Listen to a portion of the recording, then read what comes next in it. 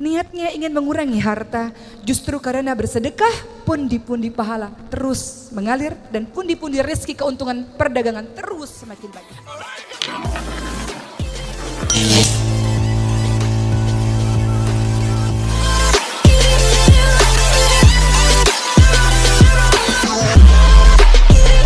Hari ini saya ingin menceritakan sebuah kisah seorang tokoh yang sangat menginspirasi kita dalam proses hijrahnya yang sangat luar biasa. Namanya adalah Abdurrahman bin Auf radhiyallahu anhu. Mengenal kata Abdurrahman bin Auf, yang ada di kepala kita adalah seorang konglomerat yang sangat kaya raya. Abdurrahman bin Auf lahir 10 tahun setelah kelahiran Rasulullah SAW. Dan termasuk di antara salah satu sahabat Rasul yang paling awal masuk ke dalam agama Islam atau kita kenal dengan nama As-Sabiqunal Awwalun. Bersamaan dengan sahabat-sahabat lainnya lewat tangan atau lewat dakwah dari Abu Bakar As-Siddiq radhiyallahu anhu. Beberapa orang yang termasuk dalam golongan As-Sabiqunal Awwalun atau yang termasuk golongan orang-orang yang pertama kali masuk Islam selain Abu Bakar As-Siddiq radhiyallahu anhu, selain Khadijah binti Khuwailid radhiyallahu anha, selain Ali bin Abi Thalib, selain Zaid bin Harithah, selain Ummu Aiman, juga sahabat-sahabat lain seperti Abdurrahman bin Auf, Talhah bin Ubaidillah, Sa'ad bin Abi Waqqas, Abu Ubaidah bin Jarrah dan masih banyak lagi. Bagaimanakah kisah Abdurrahman bin Auf menginspirasi hidup kita teman-teman sekalian? Ketika beliau pada akhirnya memasuki agama Allah Subhanahu wa taala, berhijrahnya secara kafah, secara menyeluruh. Tidak berhijrah secara setengah-setengah. Tidak mengambil ini aku mau lakukan, ini aku tidak mau lakukan, tidak. Beliau berhijrah bersama dengan beberapa sahabat lainnya ke Habasyah, sampai kemudian beliau berhijrah menuju ke kota Yathrib, Madinah pada tanggal atau tahun 13 kenabian. Proses hijrah inilah yang menginspirasi hidup kita. Beliau kaya raya luar biasa. Harta kekayaan sangat banyak. Namun ketika beliau hendak menuju ke Yathrib Madinah, orang-orang kafir Quraisy menghadang Abdurrahman bin Auf dengan mengatakan, engkau boleh pergi untuk menuju ke Yathrib Madinah, tapi seluruh hartamu akan kami rampas. Atau engkau tinggal di kota Madinah, engkau tetap hidup dengan kekayaanmu yang berlimpah ruah. Maka tentu saja apa yang dikatakan oleh Abdurrahman bin Auf, tentu aku akan tetap pergi berhijrah walaupun aku menjadi jatuh miskin sekalipun. Hal ini juga ditanyakan kepada para keluarga dan istri dari Abdurrahman bin Auf. Kalau kalian mau menuju ke Madinah, kalian jatuh miskin, seluruh harta kami ambil. Tapi kalau kalian tetap berada di kota Mekah dengan agama lama kalian, kalian bisa hidup enak seperti ini. Sayangnya keluarga dan istri Abdurrahman bin Auf hendak tetap tinggal di kota Mekah. Sehingga Abdurrahman bin Auf pergi menuju ke Yathrib Madinah tanpa istri dan keluarganya. Kehilangan harta kekayaan yang banyak, kehilangan istri dan keluarganya, pergi demi kecintaannya kepada Allah dan Rasulnya. Pergi untuk membuktikan hijrahnya memang secara kafah, secara menyeluruh. Pergi ke Yathrib Madinah untuk membuktikan Allah dan Rasulnya lebih dicintai daripada yang lain-lainnya. Maka sampai di kota Yathrib Madinah dalam keadaan tidak memiliki harta. Hartanya adalah baju yang dipakainya saja. Kemudian Rasulullah mempersaudarakan antara orang-orang muhajirin, orang Mekah yang berhijrah dengan orang-orang yang Yathrib Madinah atau kita sebut dengan orang-orang Ansor. Orang Ansor atau kaum Ansor yang paling kaya raya di Yathrib Madinah namanya adalah Sa'ad bin Rabi' al-Ansari radhiyallahu anhu. Kaya raya. Kemudian Sa'ad bin Rabi' radhiyallahu anhu mengatakan kepada Abdurrahman bin Auf, wahai Abdurrahman, hartaku sangat banyak dan aku punya 2 orang istri. Saya tahu kamu jatuh miskin dan sendirian. Oleh karena itu saya berikan setengah harta saya untuk menolongmu dan saya ceraikan 1 istri saya, istri yang baik, istri yang salihah. Tunggu masa iddahnya, setelah itu engkau bisa menikah dengannya untuk menemani hari-harimu. Apa yang dikatakan oleh Abdurrahman bin Auf dengan kebaikan yang diberikan oleh sahabat orang Ansor ini? Apa jawaban beliau? Semoga Allah memberkahi dirimu, semoga Allah berkahi hartamu, semoga Allah memberkahi keluargamu. Cukup tunjuki saja kepada saya di mana jalan menuju ke pasar. Beliau menghargai kebaikan yang telah diberikan oleh Sa'ad bin Rabi', tapi beliau tidak ingin bergantung kepada orang lain. Beliau ingin berdiri di atas kakinya sendiri. Maka kemudian beliau menuju ke pasar, ke pusat bisnis yang ada di kota Madinah. Dan beliau mulai berdagang tanpa modal. Beliau mencari peluang apa yang kira-kira bisa saya lakukan untuk menghasilkan. Agar dengan penghasilan tersebut beliau bisa berdiri di atas kaki sendiri, tidak meminta-minta. Bahkan mungkin harta yang dimiliki bisa untuk membantu agama Allah Subhanahu wa Ta'ala. Maka beliau mulai berpikir apa yang bisa dilakukan. Salah satu yang beliau lakukan adalah menjual barang dagangan milik orang lain. Dan tak perlu waktu yang sangat lama, Abdurrahman bin Auf diberikan kelebihan oleh Allah. Apapun yang disentuhnya seolah-olah bisa berubah menjadi emas. Saking hebatnya beliau dalam berdagang. Maka dalam waktu yang cepat Abdurrahman bin Auf bisa mengembalikan pundi-pundi kekayaannya karena keahlian bisnis yang sangat luar biasa. Dengan kerja keras, dengan ketekunan, dengan kejujuran, Allah mengembalikan harta Abdurrahman bin Auf lewat jalur perdagangan. Dengan harta yang semakin hari semakin banyak, Abdurrahman bin Auf memberikan banyak hartanya di jalan Allah Subhanahu wa Ta'ala. Terkadang beliau berpikir dan ketakutan, harta kekayaan yang sangat banyak ini khawatir membuat beliau lama dihisap oleh Allah Subhanahu wa Ta'ala di hari akhir nanti. Maka beliau memberikan terus-menerus di jalan Allah Subhanahu wa Ta'ala harta yang dimilikinya itu. Niatnya ingin mengurangi harta, justru karena bersedekah pundi-pundi pahala terus mengalir dan pundi-pundi rezeki keuntungan perdagangan terus semakin banyak. Pernah pada suatu ketika terjadi sebuah perang Tabuk. Pada saat itu seluruh umat Islam datang untuk menuju ke perang Tabuk tersebut melawan orang-orang Romawi. Pada saat itu panen kurma sangat banyak sehingga kurma-kurma tidak laku terjual karena membusuk. Abdurrahman bin Auf ingin menolong teman-temannya, ingin menolong sahabat-sahabatnya. Maka beliau membeli seluruh kurma busuk yang tidak laku dijual tersebut untuk tujuan menolong. Maka apa yang Allah berikan kepada Abdurrahman bin Auf? Niat untuk mengurangi harta justru karena sodakoh. Tiba-tiba ada seorang pasukan dari negeri yang lain mengatakan, Abdurrahman bin Auf, kami mencari kurma busuk kemana-mana karena raja kami memerlukannya untuk obat. Kami beli dengan harga yang sangat tinggi. Ternyata mendatangkan keuntungan yang berlipat-lipat. Pernah pada suatu ketika saat Rasulullah SAW telah wafat, teman-teman sekalian. Pada suatu ketika di kota Madinah yang tenang, tiba-tiba debu naik ke atas langit, tiba-tiba terdengar gegap gempita yang sangat luar biasa sampai semua orang keluar dari rumah dan mengatakan, apa ini? Siapa yang datang? Kenapa terjadi heboh seperti ini, ramai seperti ini? Lalu seseorang berkata kepada Aisyah istri Rasul, itulah 700 kafilah dagang milik Abdurrahman bin Auf. 70 kendaraan yang seluruhnya berisi penuh barang dagangan emas-emas yang sangat banyak milik Abdurrahman bin Auf. Maka Aisyah pun mengatakan, saya teringat dengan perkataan Rasul, Abdurrahman bin Auf memang dijamin masuk syurga bersama dengan sahabat-sahabat lainnya. Namun ia masuk syurga dengan merangkak hartanya yang sangat banyak, membuat ia jalan merangkak menuju ke syurga Allah Subhanahu wa Ta'ala. Mendengar hal ini, maka Abdurrahman bin Auf sangat ketakutan karena Allah berikan harta yang banyak kepada dirinya, diberikan lagi harta-hartanya di jalan Allah.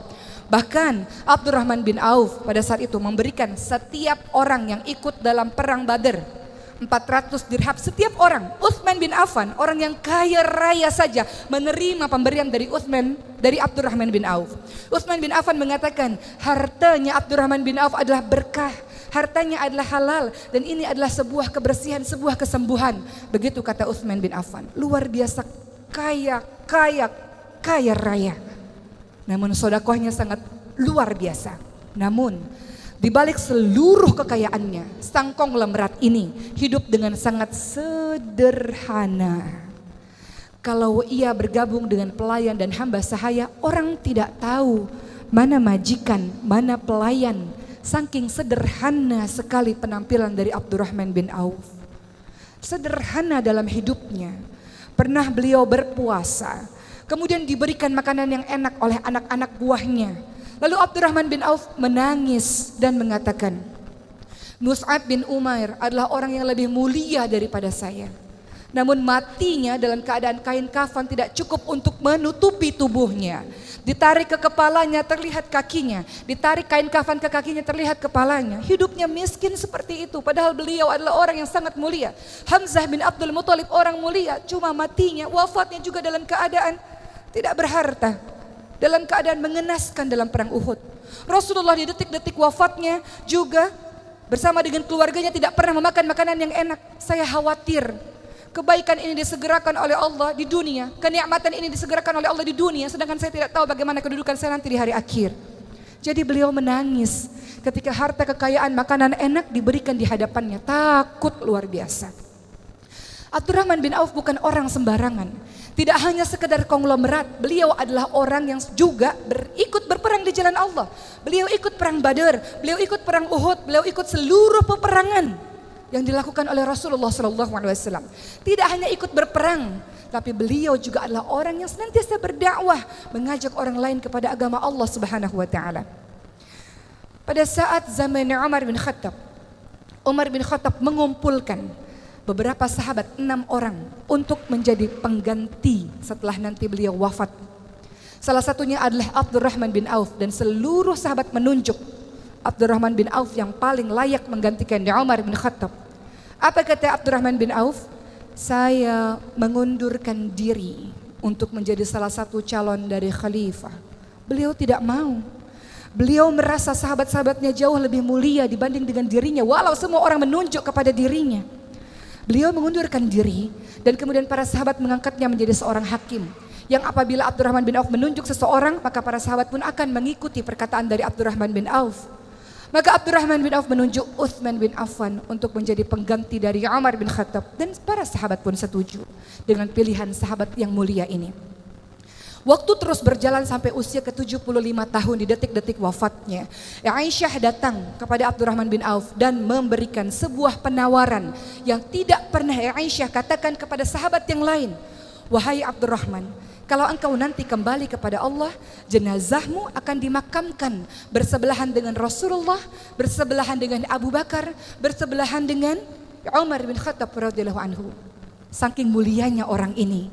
Lalu Abdurrahman bin Auf mengatakan, tidak ya Aisyah, aku merasa tidak pantas disandingkan dengan sahabat-sahabat yang mulia.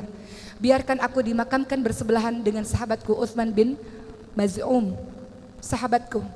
Biarkan aku dimakamkan di tempat yang lain saja, tidak berdampingan dengan Rasulullah, Umar maupun Abu Bakar As-Siddiq radhiyallahu anhu.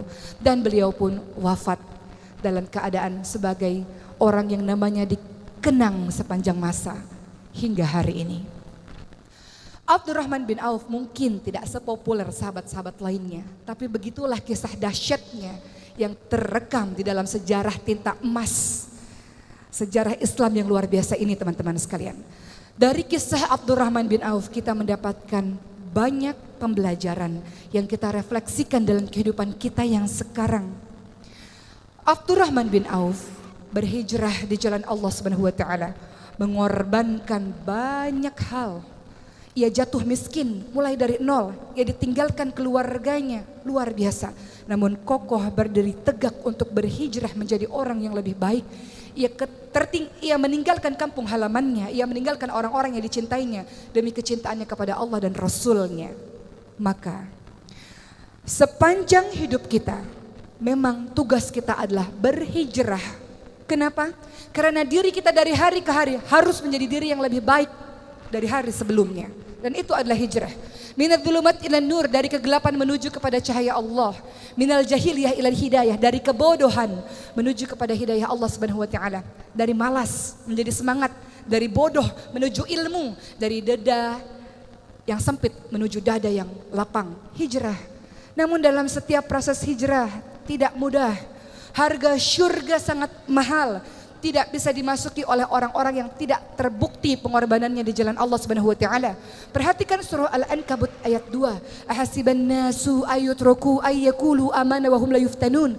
Apakah kamu semua mengira akan dibiarkan begitu saja ketika mengatakan saya beriman, saya berhijrah, saya jadi orang baik, saya mau menjadi orang yang lebih taat, sementara kamu semua tidak diuji. Begitu kata Allah. Maka Allah akan memberikan berbagai macam ujian di dalam kehidupan kita, dalam proses kita ingin jadi orang yang lebih baik. وَلَنَبَلُوَنَّكُمْ بِشَيْءٍ مِنَ الْخَوْفِ وَالْجُوعِ وَنَقْصٍ مِنَ الْأَمْوَالِ وَالْأَنْفُسِ وَالثَّمَرَاتِ وَبَشِّرِ الصَّابِرِينَ. Allah pasti akan menguji kalian semua dengan ketakutan, kata Allah, dengan kelaparan, dengan kekurangan harta, kekurangan jiwa. Ada orang-orang yang kita cintai akan Allah ambil, cabut nyawanya untuk kita merasa kehilangan. Dan Allah akan uji dengan kekurangan buah-buahan. Bisa saja engkau berkebun kemudian engkau tidak panen, atau bertahun-tahun engkau menikah tidak dikaruniai buah hati. Ujian. Wabashir sabirin, beritakan kabar gembira untuk orang-orang yang sabar. Sabar dalam proses hijrah ini. Sabar dibagi menjadi 3. Sabar dalam menghadapi ujian Allah. Sabar dalam menghadapi meninggalkan kemaksiatan, dan sabar dalam melakukan kebaikan-kebaikan.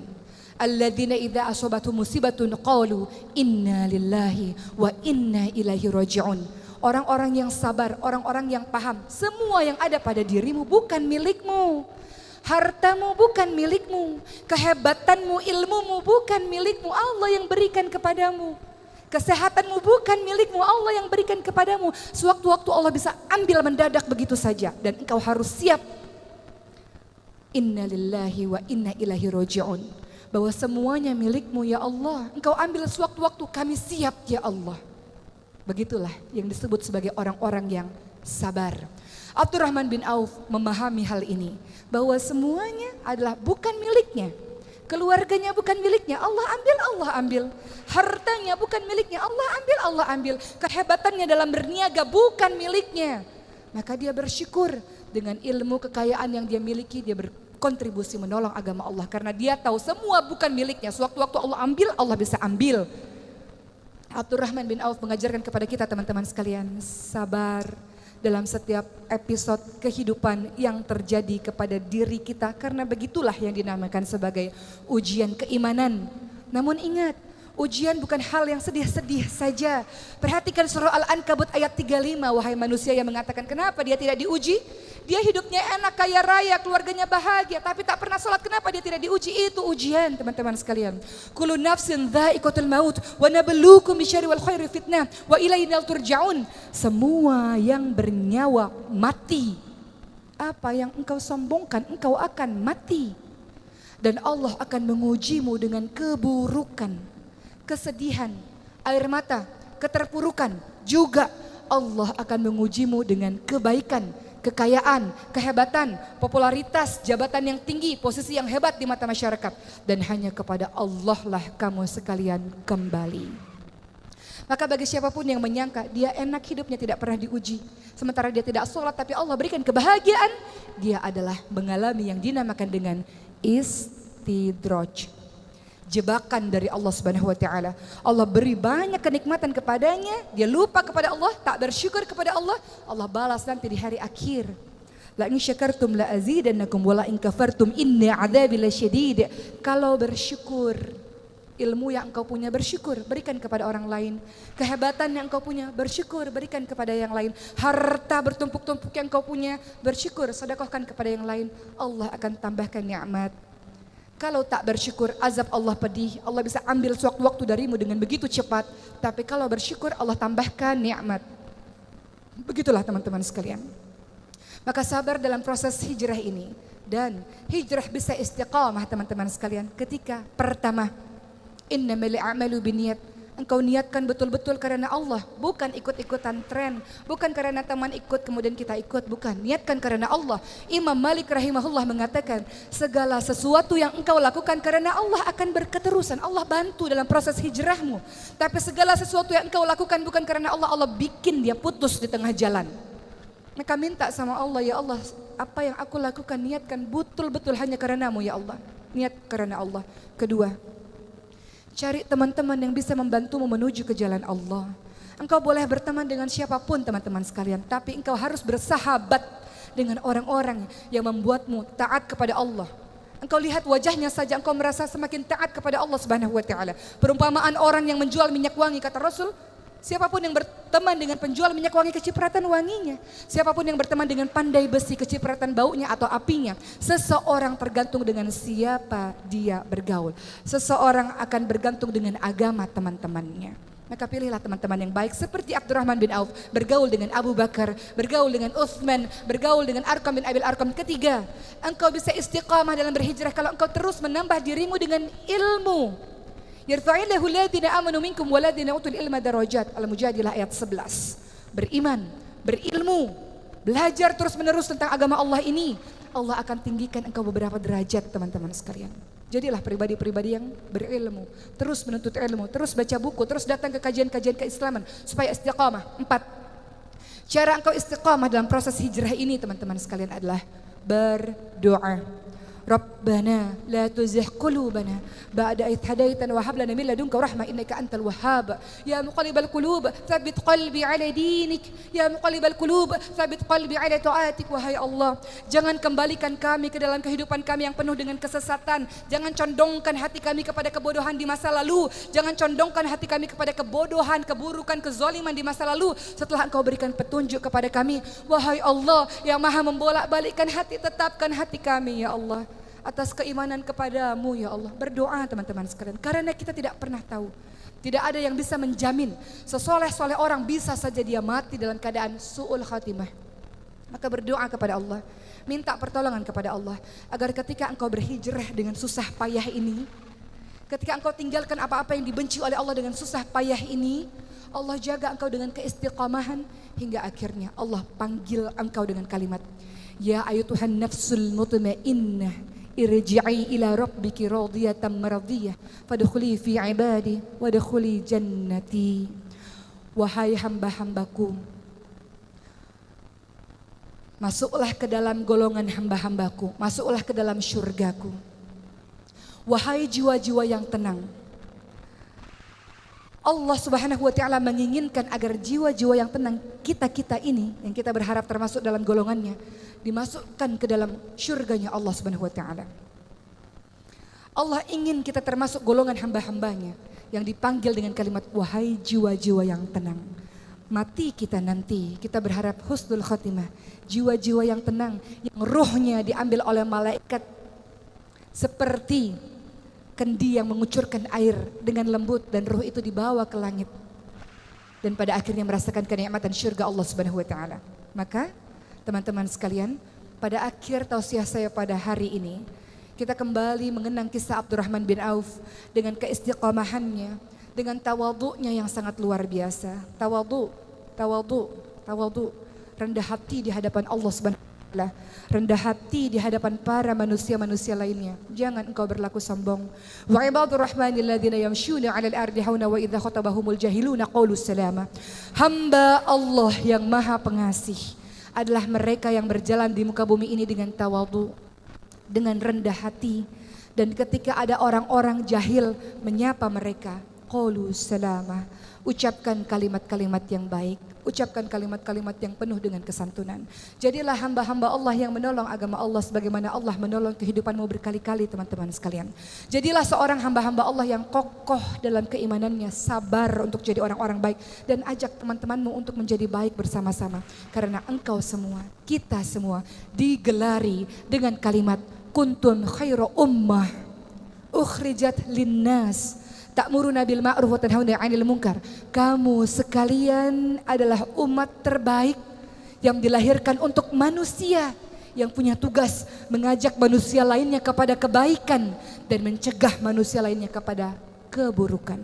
Selamat menjadi diri yang istiqamah, selamat menjadi diri yang sabar insyaallah, dan mudah-mudahan kita semua termasuk golongan hamba-hamba Allah yang masuk ke dalam syurganya Allah bersama para nabi, orang-orang yang siddiq dan orang-orang yang saleh insyaallah. Wabillahi taufiq wal hidayah. Wassalamualaikum warahmatullahi wabarakatuh.